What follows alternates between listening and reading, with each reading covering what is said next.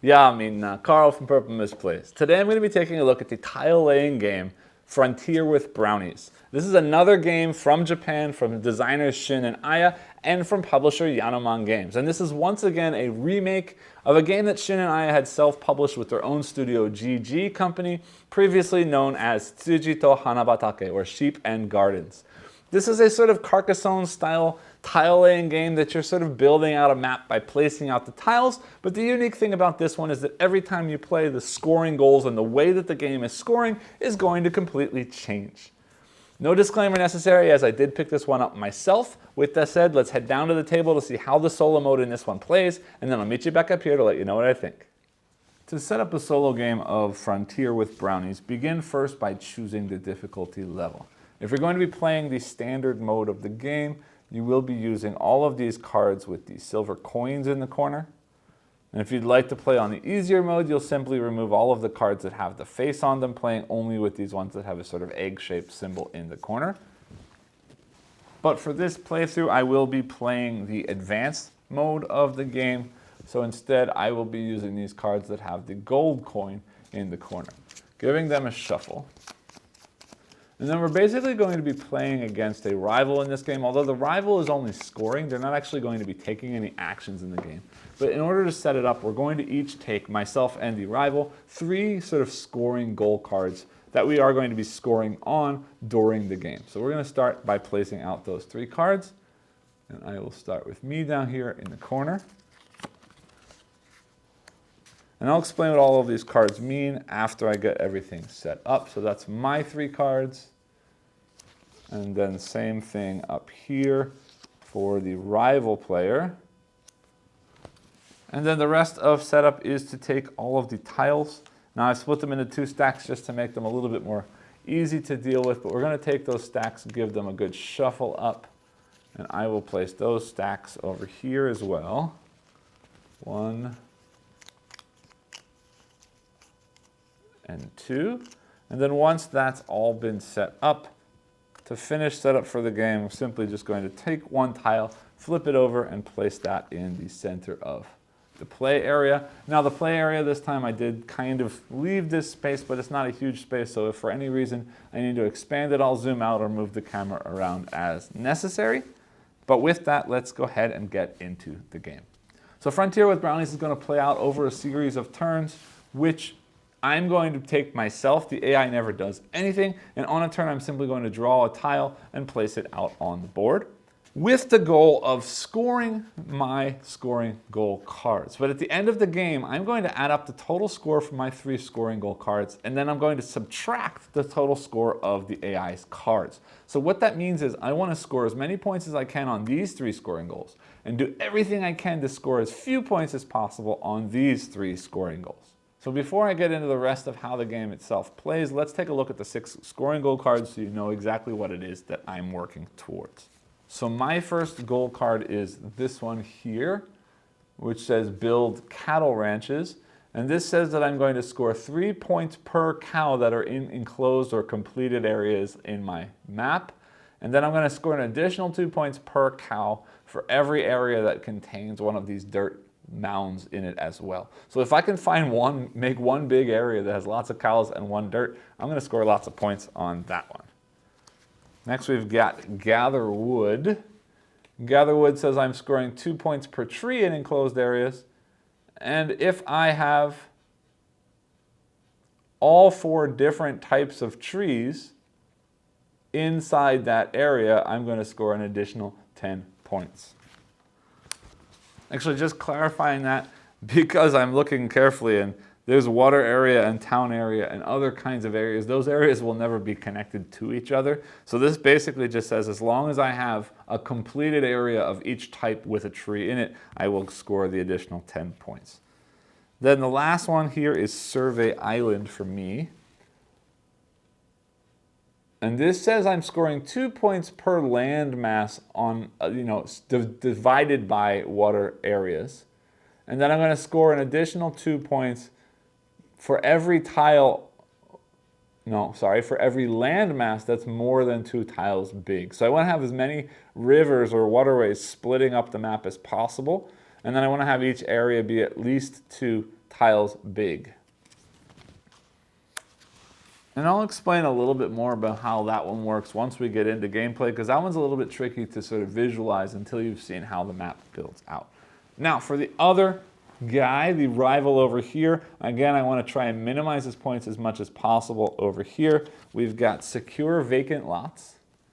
So this one's going to score 3 points for every completed area with nothing inside it.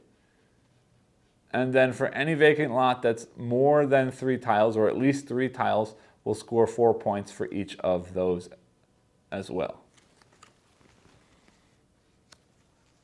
So basically what that means is that would then be 7 points if they have a large empty area that gets completed. Next, we've got put sheep out to graze. And this one says for every, one. For one completed area, the number of sheep in that area times 2. And then this one says the number of sheep, if there's at least 7 in there, you're going to get an additional 5 points. And then finally, discovered heart-shaped land. So they're going to score 2 points for every heart-shaped formation or a completed area on the map. And if they've got one of each type, means water, fields, and villages, they're going to get an additional 8 points. So I got to avoid hearts. All right, so once more, just thinking about what we need lots of cows in enclosed areas, and cows with dirt mounds is best. We need lots of trees in enclosed areas, and one of each type of area is best. We want to have as many areas separated by water and make sure that they're at least 2 spaces big for each of those to score maximum points. And then we don't want to have any enclosed or closed off empty areas. We don't want to have an area with lots of sheep that's closed off, and we want to avoid hearts as much as possible. So again, this game is going to play out over a series of turns, and each turn I'm simply going to draw a tile and place a tile. And in order to place a tile, it needs to match the edge of the tile that it's placed next to, or tiles if it's adjacent to multiple tiles, but it must always be orthogonally adjacent to at least one tile. And that means grass needs to meet grass, villages need to meet villages, water needs to meet water, and in this case, like here you see a road, roads must also connect into roads. The only thing that you can place that doesn't need to connect to something that matches are fences. Fences are allowed to be freestanding wherever they are placed. And again, I'm going to simply play through all of these tiles, and at the end of the game, we're going to add up all my score, add up all of the rival score, and then we'll subtract the rival score from my own and compare it to a sort of score ranking system to see how well we did. So with that, let's go ahead and get into gameplay. All right, so again, I want to avoid closed off areas with sheep. I want to avoid heart-shaped areas. I want to avoid empty areas. And I want things to be split off by water. All right, well, there's a 2 tile that's got water on either side, which could be really nice for me. Okay. Now here's a situation where we can't place anything at all. And in that situation, we're simply going to take that tile, mix it back into a stack, and redraw another tile. All right. Then we draw again, and this one will connect. And we will do, no, I don't want to have any heart shapes in that one. This will work. Like that. And yes, for the water, it doesn't need to be completed areas. I should mention that a completed area in this case means that all sides of an area are connected or sort of closed off by different types of land or water in this case, roads and fences. So for example, if I put something here that blocked off the top, this area would be a completed area, and that has sheep in it, so they would score. So I don't want to block that off if possible. So for example, no, that's fine because that would be still empty over there. Now, I want trees in closed off areas. But right now there's no grass to do that, so I'm going to simply place that up there like that. Okay. Then, I don't want to do that because that means that the tree and the sheep would be closed off, and we don't want that to happen. There's a heart. We don't want a heart. So I'm going to place that like that. No. I don't like any of these options. Ah, this works. Yeah, that's good for me. All right, then I want that tree. The problem is I want this water to be cutting things off and not just to be a lake in the middle, so that I can have other things that are on the other side of the water. But there's still water over here, and I still want that tree to be done. And I still need that to be closed off. I could put that there, and this is where I'm going to refer to just a second. There is in the box of this game, and this is a good time to show it to you, a flyer or pamphlet here that shows all of the available pieces on it, like this. And what I really want to find is one that has a building and water. This one right here would work perfectly right there. So I'm okay with that because now this is closed off. Ah, I'm an idiot. And I don't remember when I did it, so I'm going to let it stand. There's a heart. I need to stop that. Whoops. Yeah, okay. It is what it is. That's my mistake. No more hearts. It's also worth mentioning here, there are a variety of different kinds of fields, and for the point of placement, it doesn't matter that the types match, just that they are both fields of some kind. Some of the scoring goals will score based on the types of fields, but for right now, any kind of field can touch any other kind of field. And here we've got a cow in a fence. I'd like that to close off somewhere. Let's get those sheep up there. Just make sure that never closes.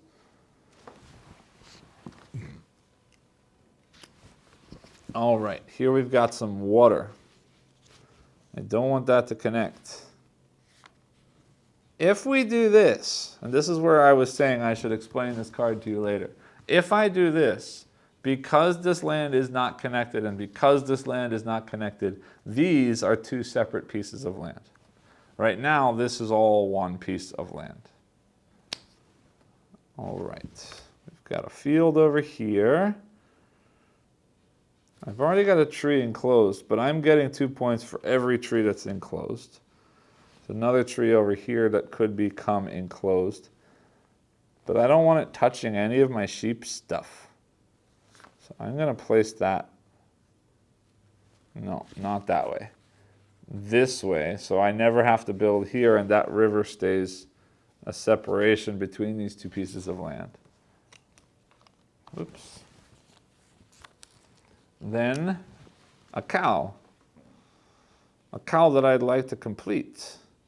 Okay, if I place this like that, all I need to do is find a tile that goes there. Ah, no, because that's likely going to finish off those sheep. Let's put the cow over here. Perfect, because then if I close that off, I got a tree and a cow, and I like that. All right. Villages, roads. I don't really care about any of this stuff as long as it doesn't close anything off with sheep in it. So let's just do that. And again, we can do that. That's a heart. Nope, no hearts. Let's spin it around, put it this way. That's not a heart. All right, my turn again. Well, always my turn. Oh, this is good.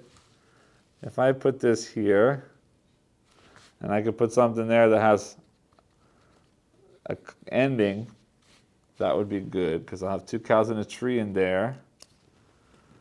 All right, I don't want to do that. I don't want to do that because that had sheep there. I do want to do that. No, that's a heart. They're all hearts. Ah, perfect, here. I'm still on screen. As long as we're going to have to move everything. Let's move everything down a minute. As long as I don't build around the sides here and I place some more land up here, this will be a separate piece of land. For scoring for me, that's great. All right, so I can do exactly that. But that, no, doesn't work there. Okay, but that is the dirt that I need for a cow. But that also has a sheep there. but now that's a separate piece of land, which is nice. Because if I do that, now I could potentially have another piece of land over here. Keep going, and that's 2 tiles now, so that counts for the bonus. All right. I got things I need to close off. I don't have any roads, so I don't want to do that.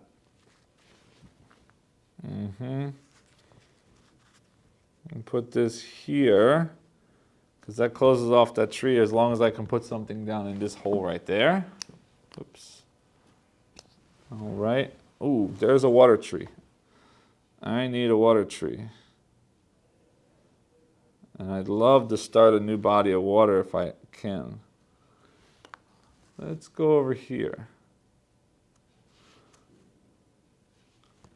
There's still some space there. Yeah, that's fine. Let's finish off that water. But that's a road. Is there a road into a thing with water?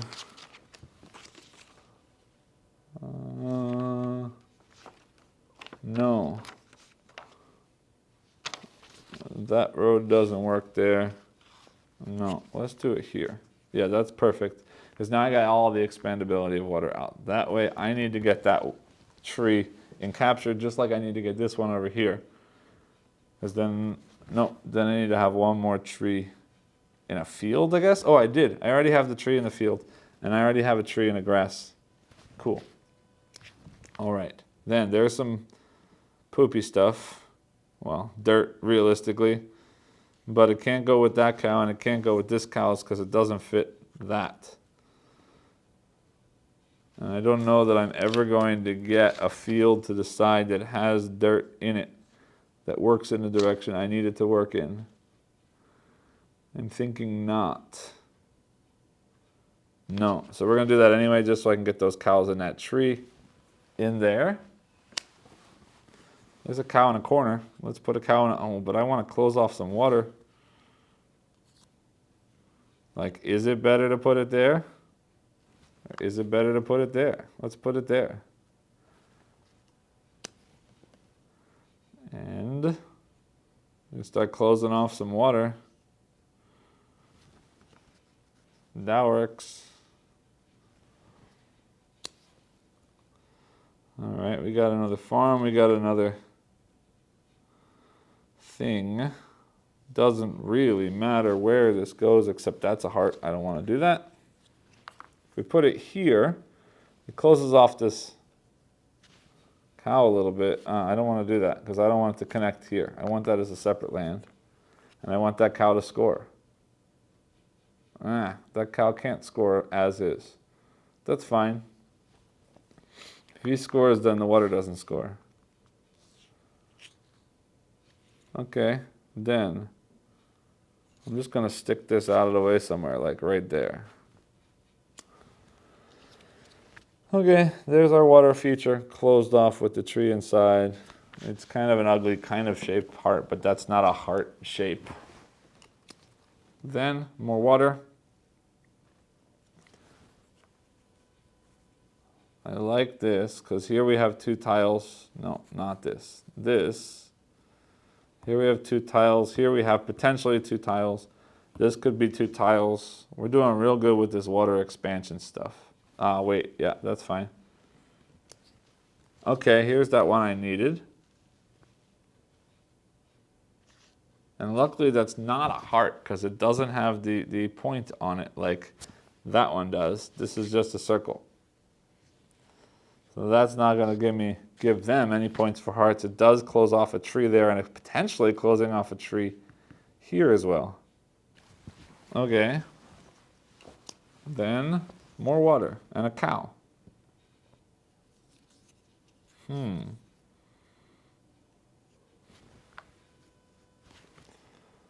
Let's do that. That's the same land, though. That's a waste of water. Let's do that.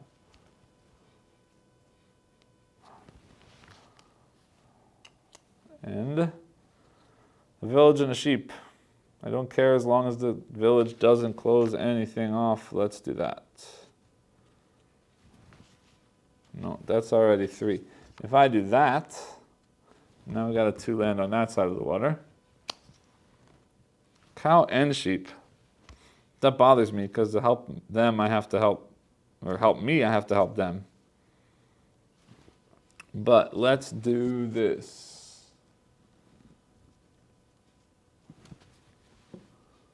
And you know what? I'm going to turn this just so that it fits on the camera better.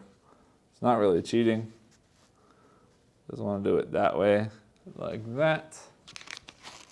Move this out of the way. All right, there's some poop. There's a poop that goes with the, it's on the wrong side of the road. And I keep calling it poop, it's just dirt. But there's nowhere for that to go that it's gonna help any kind of cow. That's interesting. The cows are all on the wrong side of the roads in all of these situations. Then, I could put it there just to finish off the cow. There's nowhere else with a road that makes any sense.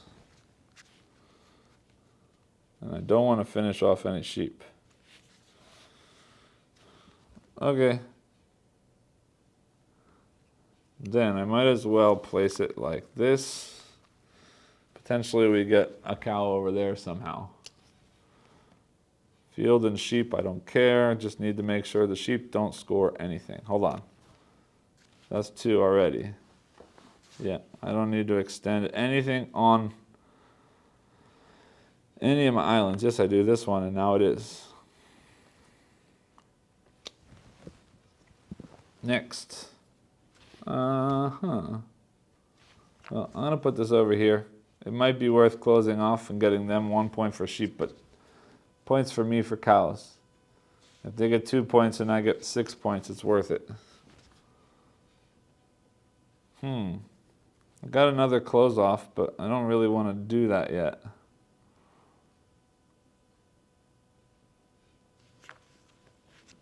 Any other cows that need to close? No, not without hurting me with those sheep. Okay, then. It doesn't really matter where it goes. Right, I don't want that sheep to close. All right, then let's just do... I don't care. That. As long as we don't close off here and here, we're fine. Next, sheep on a corner. Let's make more water stuffs.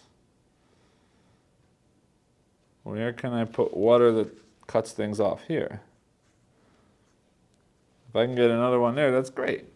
And sure enough, I can. Oh, but there's a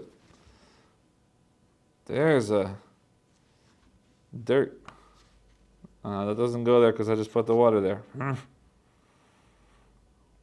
Cows, cows, cows. I might as well put it there, but I don't think there's anything that's going to connect that farm and that road, but we'll find out. We might get lucky. All right, next. Just curvy things. There's that cow over here needs a road. Yeah, I don't have any other cows that I want to end. This one, but not worth it. All right, then let me just place this so that the sheep don't end. Where was that 2 spot? Here. Next. Oh, there's a cow. But of course I placed that so that there's there. And I want to close off that tree. Oh well. Then that's pretty much it. Let's put a cow there. As if I do that, we might get lucky. Only 1 sheep area is going to score anyway. And that's my last piece. Doesn't close that off.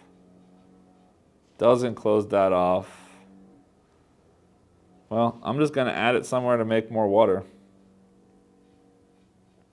There. Because it adds another piece of land. It's not... Hold on, let me zoom a little bit further out. It's not 2 tiles, but it is a separate piece of land, so I will score points on it. That is the end of the game. So we move into scoring. Now the game does come with this score pad, mostly for the multiplayer game, obviously. These 1s and 2s are actually a separate mechanism that's only in the multiplayer game that allows you to sort of predict what the other player's endgame scoring goals are. Because when you play 2-player, you each have 3 and you only see one of each other's cards. You don't know what the other 2 are, so you get to predict what the other 2 scoring goals are. And actually when you play this with 3 or 4 people, you play with your own scoring goal that only you can see, but then you have a scoring goal between you and the player to your right and between you and the player to your left that you both can see. And then you can predict the other 2 players' cards that you haven't seen. So there's a prediction element that comes out in the multiplayer game, but for my purposes, these don't matter in this game. So what I'm going to do is I'm going to draw a line through here. I'll do my 3 goals up top, I'll do the AI's 3 goals down the bottom, and then we'll subtract the 2 totals and see how we did. All right, so first things first, we're looking for completed areas and counting the number of cows that are in completed areas. And then if that cow is with a dirt pile, which unfortunately I don't think I did. I think I did pretty poorly with the cows. We will score points. But looking here, this cow is not completed. This cow is not completed. These 2 cows are not completed. This cow is not completed. So we only got 2 cows and no dirt. So 2 times 3 is 12 points. Then trees, 2 per enclosed tree. There's 1 is 2, 4, 6, 8, 10, 12. That one's not, that one's not, that one's not. So I got 12 again for trees. Plus 4 different types. I've got a tree in a village, a tree in a farm, a tree in water, and several trees in grass. So I do get the 10 points. So I'm going to call that 22 points instead. Then the number of islands, or the number of pieces of land separated by water. I've got 1, 2, 3, 4, 5, 6, 7, 8. So that's 16 points, plus another 2 points if any of them are 2 tiles or more. So that's 1, 2, 3, 4, 5, 6, 7. Only one of them's not. So I get another 14 points from that. So for my points alone, 12 and 22 and 16 and 14 gets me 64 points total on my goals. And now we look at their goals. First, any completed spaces with nothing in them. Let's see. Over here, there's nothing completed. Here I've got 1 little piece. That's 1. And yeah, just the 1. So that gets them 3 points. It's not 3 tiles or more. It's only 2 tiles. So that gets them just a total of 3 points. Then we're scoring sheep in a single area that's enclosed. Not enclosed, not enclosed, not enclosed.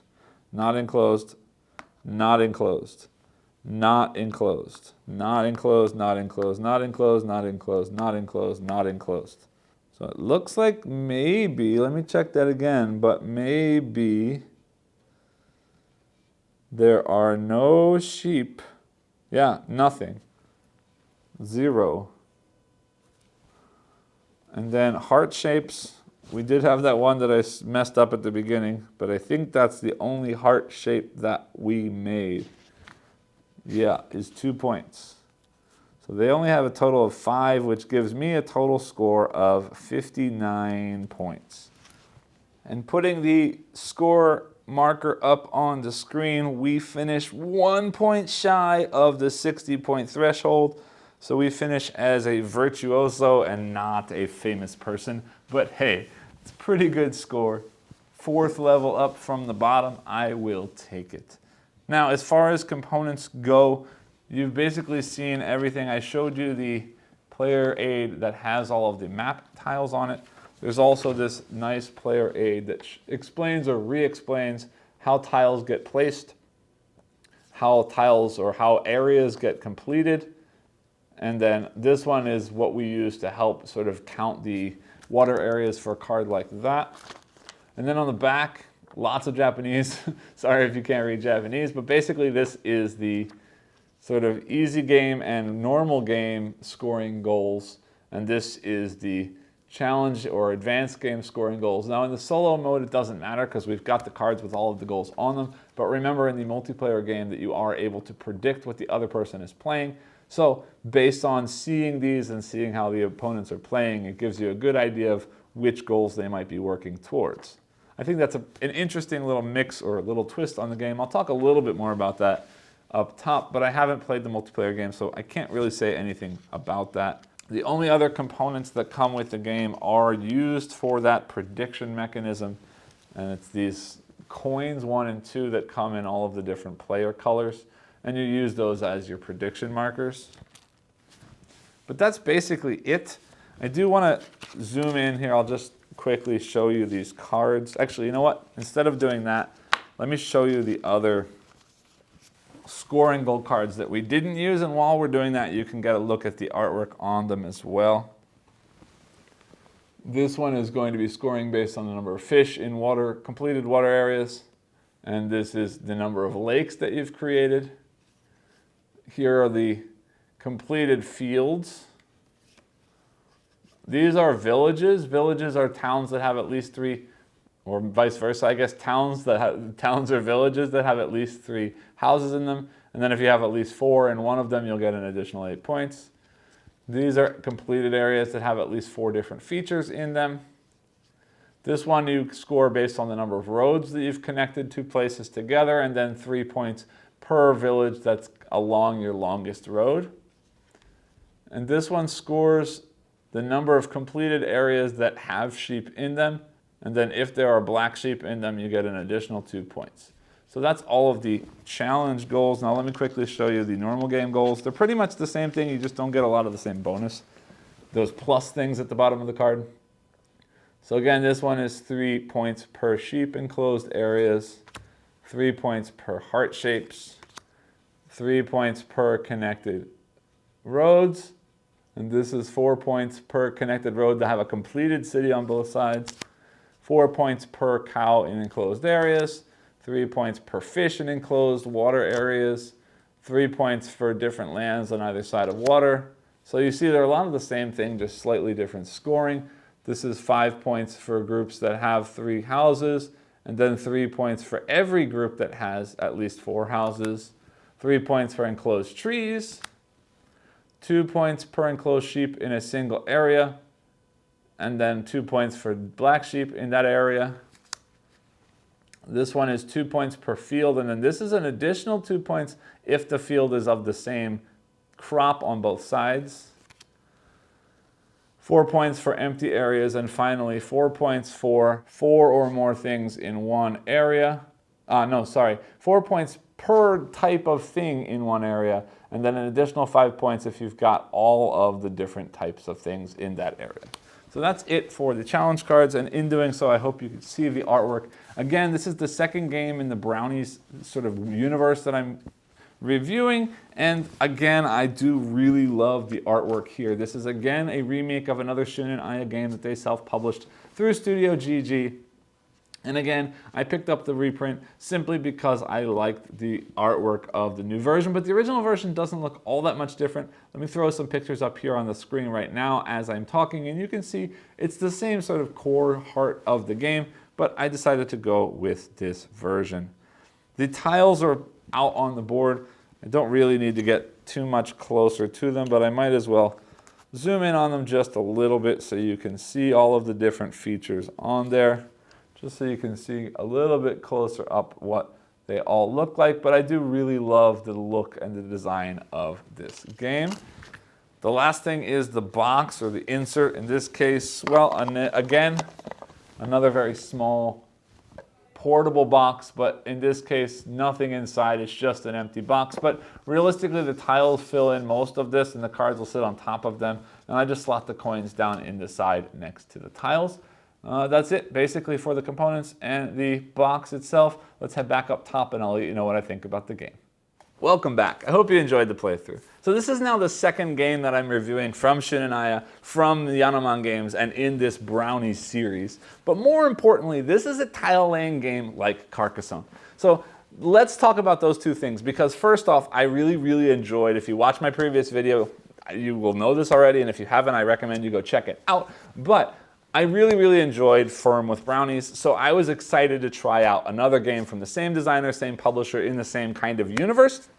But more importantly, Carcassonne. Carcassonne is a game that means a whole lot to me. It's one of the first sort of strategy or hobby board games that I got into after I got back into the hobby as an adult. It's one that my family, means my extended family, my parents, my sisters, everybody in my family loves to play Carcassonne. I own the big box. I own all of the expansions, every single one of them, most of the mini expansions. Carcassonne is a game that we've played and loved dearly. So this is like a Carcassonne in a smaller box with a little bit more variety. And let me say this, I really love this game. And I think that, granted, it doesn't have the depth of Carcassonne when you start adding in all of the different expansions, but as a core game, I think this is better than Carcassonne. I think it does what Carcassonne does and takes it up a notch. Let me explain a little bit more about what I mean by that. First off, the tile laying plays out almost exactly the same. Grass touches grass, villages touches village, water touches water, roads need to connect to roads, but now we're adding in fences. And we're not scoring at all in the game based on connecting things or completing things or whatever. We're scoring at the end of the game based on goals. But the coolest thing about this game is that every single time you play this game, you're going to get different goals. Which means every single time you play this game, it's a completely different game because you get 3 different goals. And the combination of 3 different goals is going to be completely different depending on which 3 cards you get. And the chances of getting the exact same 3 cards again, unless you intentionally do it, are not that high given the variety. I think there's about 12 different cards, both basic and advanced, in this game. So there's a great variety in this game about what you're trying to do. Sometimes you want to make big areas, sometimes you want to make small areas, sometimes you want to put lots of the same thing in an area, sometimes you want to put lots of different things in an area. Sometimes, like you saw in my playthrough, you want to put lots of water and split everything into smaller areas. There's just so much variety in the different kinds of goals, and how much it changes up the way that the game plays every time you play is great. And then let's talk about the solo mode. First off, I know they recently added a solo mode to Carcassonne. I haven't had a chance to try it yet. And I do also know Mists Over Carcassonne, the co-op version, came out recently, and I'm really looking forward to try that. But base game Carcassonne has no solo mode. So already this one's got a solo mode. That makes it better for me. But the solo mode in this is really clever. Now, it's very simple. All they did was, you play 2 players, but you want to do lots of good for one person and really bad for the other person. And it's a really cool idea. Because I've never played a tile-laying game where the goal of the game is for me to do as badly as possible, where I'm trying real hard not to score. That alone is an interesting twist. But now, because I'm playing my own game, I want to do as good as I can for my goals and as poorly as I can for the other 3 goals. And the combination of those 2 things makes it even cooler. Because I'm not just trying to screw up the game and not do anything. I have to be very specific about what I'm not doing, and also very specific about what I am doing, and doing them at the same time. And that really makes for a cool puzzle with such few tiles in such a small game. 3 different goals for one, and 3 different goals for the other. That's a combination of 6 different goals, 3 that are good and 3 that are bad.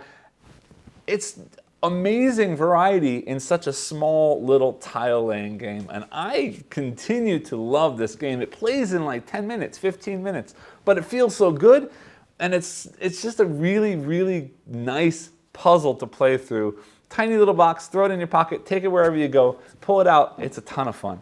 And now that's just the solo mode. I can't wait to try the multiplayer game. Yes, this is a solo channel. Yes, I'm focused on the solo content. But the multiplayer game, it looks even cooler. I mean, I don't know about even, but it looks even more cool. Like, the 2-player game, you still have 3 goals. The opponent has 3 goals. But you see one of each of the other player's goals. So you still have this idea that you're trying to not do the thing that the other person's scoring off of. But then they've got 2 other goals. But you've got a list of all of the goals, so you can sort of think about, well, they're doing this, so maybe they're trying to score this goal.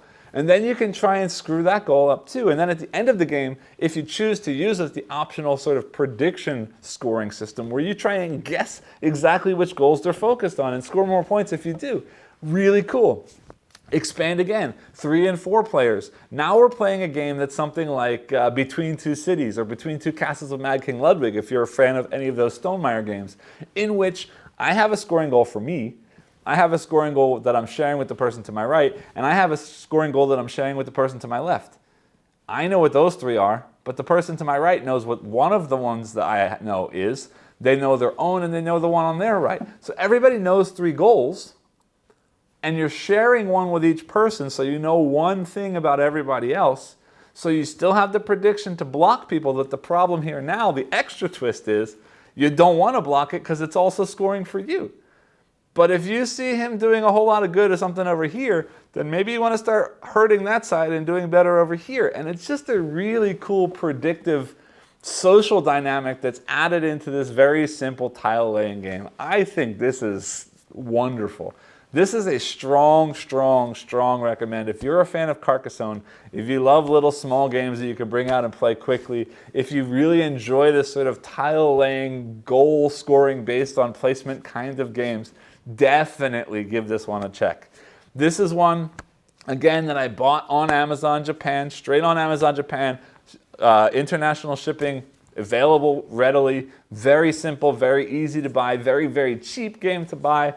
I can't say anything else, but I love this game. Definitely check this one out. That's it for now. I hope that this video was helpful for you. I hope you enjoyed the video. If you did, I ask, as always, please remember to like, subscribe, and click the bell icon below, and I'll see you all next time. Thanks.